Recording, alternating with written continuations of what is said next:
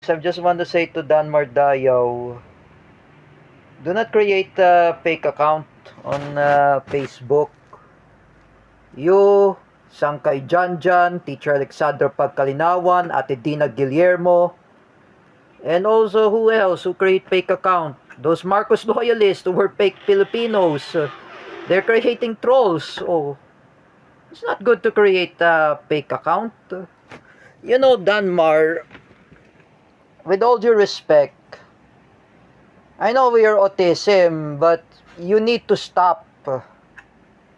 Oh, Christian Mengito is warning you. Oh, you need to stop creating fake account or trolls.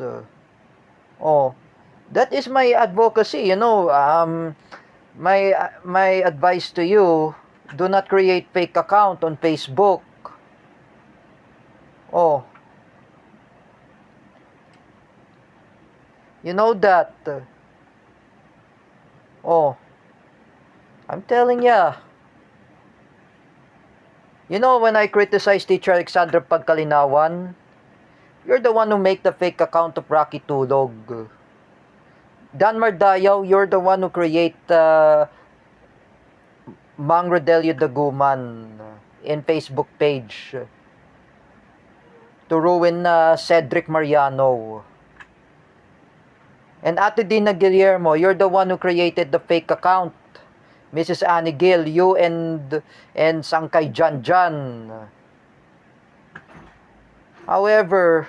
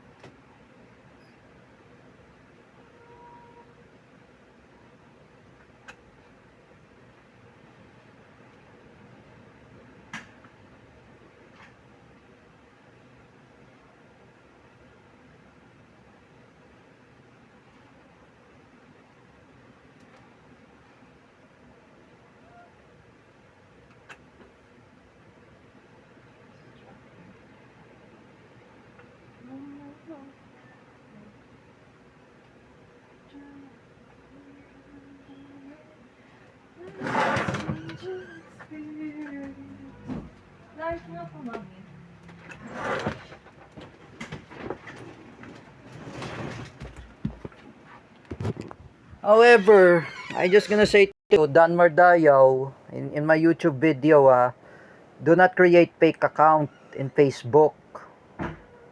Because I know I've been warned by J. Rick Silva, Dedzo Joshua, oh, even Roylan Marlang, oh, and especially Jared Dino and Patrick Ison, oh, everyone are telling you, oh, even Cedric Mariano, and who else? Even Christian Mengito. I just want to mention their names. You know, Danmar, you need to stop creating fake account. You need to stop creating trolls. You know me, when I asked David Gill anyway, David Gill says to me, you don't know who about my friends are. Oh, the reason was, I want to explain to everyone na Danmar started this. He's the one who created the chaos. It's not really Larry Chuanico's fault. It's not my fault. Or either everyone. Oh, even my other friends. I just want to blame Danmar. Oh, it is your fault. Oh, do not create dummy accounts. Like, for example, I was asking by Shania Kiana, oh, who is the real Facebook account anyway of Kuya Rodelio Daguman, the fake one or the real? Oh, that's the real one. He was with his family. He was with his mother. Oh, that one, that fake account, that was from Danmar. Oh, you know that. For me, I've never want to create dummy accounts or fake account on Facebook. Oh, you know, like me, I'm not creating trolls. Oh, in the past when I told by Luis Cabales, and I know I just want to tell the story was this is my fault that I created the fake account of Luis Cabales and JD Viniegas. I know this is my fault too for what I did to JD Viniegas and Luis Cabales. If I were you, Dan Mardayaw, Denzel is warning you, deactivate that fake account of Rodelio Daguman. I'm telling you, Danmar, pag hindi mo timigil kay Rodelio Daguman, like I say to you, Danmar, madidemanda ka pa, like I said. You will get via lawsuit from the family of Kuya Rodelio Daguman. Oh. So for me, I just want to tell everyone, oh, even when others, so I just tell to everyone, I told to Ate Mirasol and Paulo Siaco, don't believe that Dan Mardayos lies. He create fake account. This is not really Mang Rodelio Daguman o Kuya Rodelio Daguman's Facebook account. That was the real with his family members. Oh, you should never create fake account. You know, the time I remember the past, when my parents scolded me, I'm the one who created fake account of Teacher Vincento. I'm the one who created the fake account of Teacher Gio Malana. I was being brainwashed by Marcos loyalists to create the trolls. Oh. And now I left the Marcos loyalists. I don't want to create a fake account or dummy account in Facebook. I am warning you, Danmar. Oh, Patrick Quezon is really angry at you. You're the one who create fake account. You're the one who want to attack at Cedric. Oh, Cedric has nothing to do anything about politics. Oh, he's busy in his blog about drawing and content creator. If I were you, Danmar, have mercy to your friends.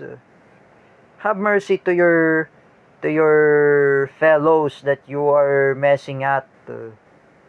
You're the one who's an anti-PWD, Danmar. You're harassing Rodelio. I was asked by Ninang Bebe, Marisol Gabag, that's not Kuya Rodelio Daguman. Oh, the real one, it was his family members. You're making lots of trolls. First of all, you create a fake account of Mrs. Annie Gill. Oh. You're the one who created this. Oh. That's why I just said from Jared Dino, fake account on Facebook, making fake names or fake dummy account, or using someone to impersonate, like for example, Rodelio Daguman. I'm saying to you, Danmar, Danmar Dayaw, Kuya Danmar, oh. That is a cyber bullying. That is a cyber libel. You don't know what is how to use that social media. If I were you, Danmar Dayaw, I'll put you in my enemy list if you harassed Kuya Rodelio Daguman. Oh, can you just stop attacking at Kuya Rodelio Daguman, Danmar? J. Rick Silva and Roylan Marlang, they're criticizing you. You're trying to ruin his reputation. You're trying to ruin his good name. You're trying to slander his good name that he doesn't do anything at Cedric. Oh, would you ever, as I said, oh, last 2020, Dan Mardayaw, you're the one who created the fake account of David Gill to ruin Cedric. Oh, even the mother of David Gill, Mrs. Annie Gill, I do not mention it. Oh, you're the one who created this. If I were say to you, Danmar, ikaw may kasalanan. Do not blame everyone. Even me, even Cedric, Mariano. Do not blame. It is your fault. Actually, it's your really your fault. Oh. Alam mo yan, Dan Mardayaw. You know, Roylan Marlang says, tantanan mo na si Rodelio Daguman. Tantanan mo na si Kuya Rodelio. Oh, sumusobra ka na, I said to you, Danmar. Oh, you're the one who brainwashed Cedric to bash Kuya Rodelio Daguman in Facebook. Oh, tigilan mo na si Rodelio. That's why. Me, as for example, I don't want to curse Kuya Rodelio Daguman foul languages, or I do not bash Kuya Rodelio Daguman in Facebook. All I have to do is to let him be. Oh, me, I always greeted his birthday last October 28, 2025. I do not bash Kuya Rodelio Daguman when I made the YouTube video. Oh, me, I made the YouTube video. It was a birthday of Jens Manaid. Oh, I make the video of happy birthday to Kuya Rodelio Daguman. Oh, I am showing how I respected was when I made my YouTube vlog. I'm showing learning how to respect. You, Dan Mardayaw, have mercy to Kuya Rodelio Daguman. Do not create dummy accounts.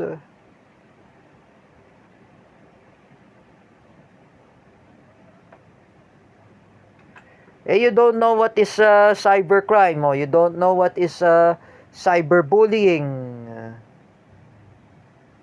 You don't really even know it.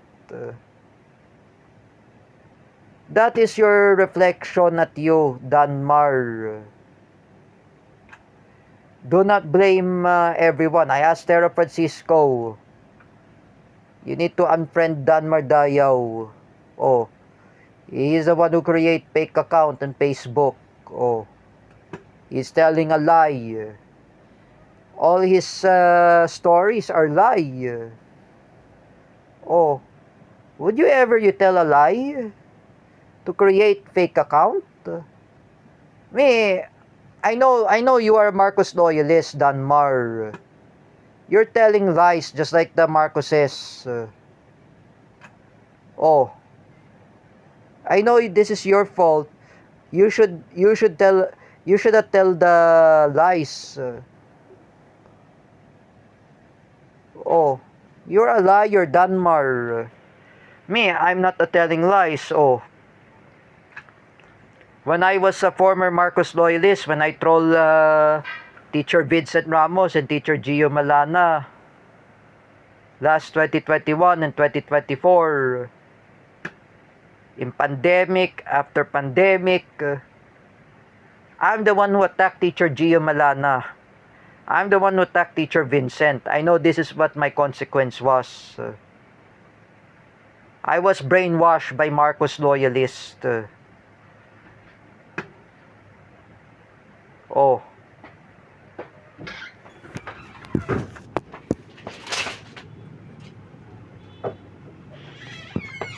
And I know I was brainwashed. I created the trolls.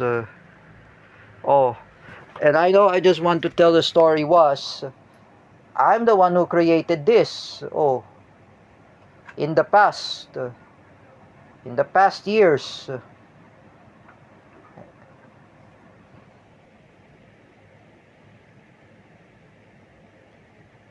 And I know this is what I'm gonna say. This was my past years that I am the one who create fake account in Facebook. Oh, and I know I will never do that again this time. Oh, because I know I was brainwashed by Sankay Janjan to bash um,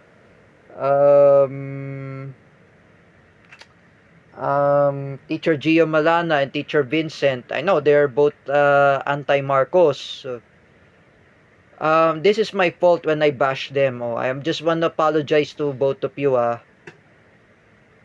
know this is not Rocky Tulog. Oh,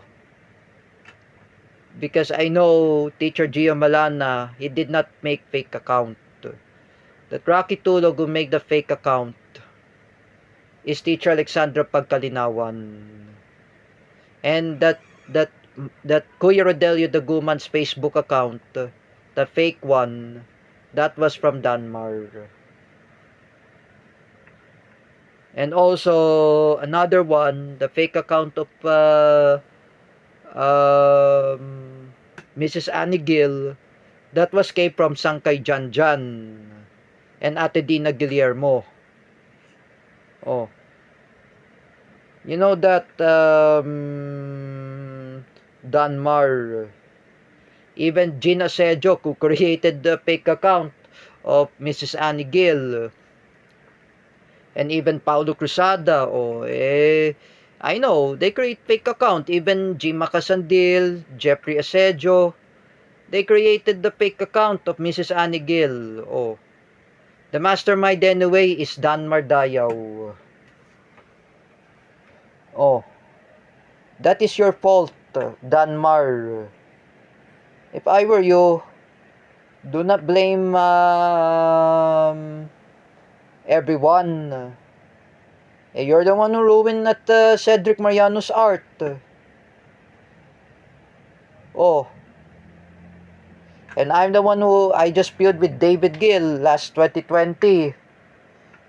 When I accuses him, I know I'm really know that what is really happening is. Oh, I know I reconciled with David Gill when I was in barangay. This is my fault that I did this to all of you. But for Dan Mardayaw, you need to learn your lesson that you cause of lots of damages to Mrs. Annie Gill, Kuya Rodelio Daguman, both. You should pay for your consequence. They have nothing to do against Cedric. Like I said, wala naman pong kinalaman kay Cedric dyan. Like I said, they never talk about politics. Oh. I say again, oh. Mrs. Annie Gill is retired from working in for her law office. Oh. That was the workplace of Joel Ferrer. That was the uncle of David Gill, and that was the friend of Aton Comentador's father. Oh, and you do not know what's really happening is. And you know, Danmar, you need to stop. Oh, you need to stop this chaos. You're creating about chaos to attack everyone, to bash everyone, or to say about against Cedric. Can you please, Dan Mardayaw? Like I said before, Kuya Rodelio Daguman had nothing to say about negatives against Cedric. He is busy in Muntinlupa City Hall. I've been called that in telephone in Muntinlupa City Hall. How's Sir Rodelio Daguman? Is he working right now? Or they said he's working. He's not doing anything about politics. He doesn't know about politics, or he has no relations about politics. Just like that. For me, I'm not going to tell something, Danmar. When you use social media, remember you should be responsible how to use Facebook. You know that I was told by Teacher May Tiburcio or Teacher Ruti Barrientos. They said to me, you need to learn how to use social media. Responsibility. You're not very responsible how to use Facebook. You're still criticizing everyone. I'm just gonna tell to everyone, I'm calling out the Autism Society of the Philippines to reprimand Danmar, to discipline Danmar Dayaw. Because you do not know what is a disciplinary action. Because of Carl Bilus. Me, I learned about disciplinary action when I was in CDIFI. When I was in my old school, I curses Prince Gan and I say bad words. And I know it was 9 years ago. It is my fault that I did to to Prince Gun when I punched Teacher May Tiburcio in the head. That mean binatukan ko yan sa ulo. Oh, you know that. You know, Danmar, with all due respect, people, they don't deserve really like you. You have to stop creating fake account.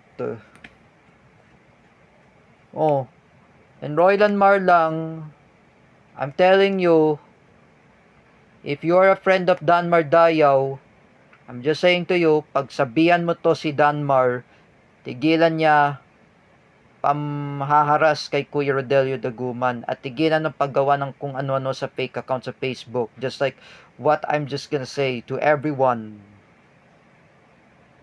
to all of ASP, because you know he always talk politics. When you politicalize a cerebral palsy, you talk about politics. What kind of person are you, Danmar? Are you been close with the alliance with my arch rival Paula Colin Nunez, the Marcos loyalist wannabe, and she can't brush her teeth recently? You know, Danmar, have a shame to yourself. When you talk about politics, you talk about nonsense. Oh, I'm just gonna tell to Ninang Bebe, Marcel Gabag. I'm asking to her, do not uh,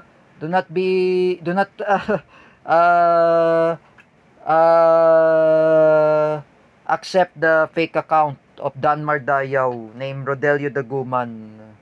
The real Kuya Rodelio Daguman, it's right there in my Facebook account. Oh, he has a Facebook account with his family. He has a Facebook account. He was with his mother. Oh, that's the real one. Hey, you, Danmar. You always talk politics. What does he talk about politics? And you're forcing Kuya Rodelio Daguman to said, oh, magsuntukan tayo, Arden, oh, Danmar, at Cedric, at Roylan. Is this very nice to treating like him? Kuya Rodelio Daguman doesn't want to fight. He's a cerebral palsy. Eh, how come you can start a fight? Oh, he doesn't do. I have lots of cerebral palsy. One of my former friend, Lawrence Villawan. Oh, one of my former friend, Sir Paulo Cuba. Oh, they're all cerebral palsy. Oh, they cannot stand up. Oh, what about John Mendoza? He's a cerebral palsy. He cannot stand up. Oh, I was told by Kuya Julio. There is such things. You need to stop with this politics. You know, Danmar, politics is always irritating to other people. You know that.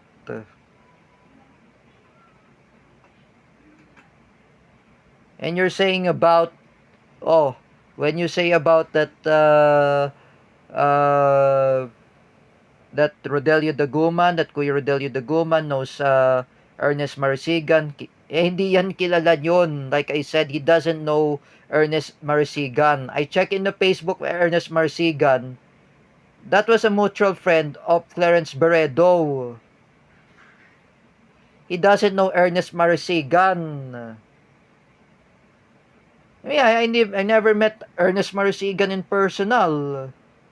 I met my friends from CDIFI, o Joshua Cruz Titoy, o Sir William Ducut, o Louis Texon, Jens Manaid, my uh, old classmates in CDIFI, they didn't know, I didn't know who's Ernest Marasigan. I met my acquaintance friend Tera Francisco, who's replacement of David Gill.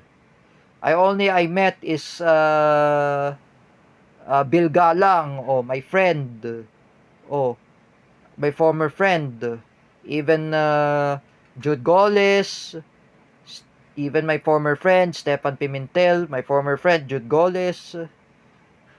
I know all those people that I met. Oh, I know I met the Miss Earth 2025 candidates in TikTok Live. I met Wari ng Kram. She's my good friend. She's my acquaintance friend. You, Danmar, how did you know that Kuya Rodelio Daguman knows Ernest Marsigan? Hindi kilala yon. He doesn't know him. Like for example, like Kuya Mel, Nixon Castro, he doesn't know Wawel Romero. She doesn't know Wawel. Wawel is a friend of Jordan Pilapil. That was a friend of Buddy Castro. And I asked Ate Isa, Ate Isa says, how did you meet, how does Kuya J met Buddy Castro, the friend of Wawel Romero? In the church. Kuya J met Buddy Castro in the church. He saw him in personally when he lives in Quezon City, and he was a neighbor of Rafa. Danmar, stop spreading about rumors that Ernest Marsigan, he doesn't know Kuya Rodelio Daguman. I was told by Roylan Marlang, hindi niya kilala yon. It's the word. Me, I do not know who's those person you're talking about And I know who you talking about the person. Danmar. Like otherwise, you criticize my former schoolmate Ian Martinez. And Ian Martinez commented in your post, you always get angry at Ian. Just accepted the comment of Ian. Ian Martinez is always like that. He is my good friend. He was a classmate of Bill in CDIFI. He always talk about channels, like television channels. He talk about television. Ian Martinez knows this. If I were you, Danmar, wag mo ganunin si Kuya Rodelio. Clarence Beredo and I, we do not like cyberbullying. Or you will be happen just like me and Baham Hernando. I am urging to all idiot Marcos loyalists who were fake Filipinos. Teacher Alexandra Pagkalinawan, Ate Mel Canete, Ate Dina Guillermo, Sangkay Janjan, Romeo TV Vlog, who else? Oh, I'm just saying, even you, Dan Mardayaw, all of you need to stop this bullying. It will be a cause of cyberbullying. You know, I was told by Kevin Suarez, cyberbullying is a creating of trolls. Oh, you don't know even about cyberbullying.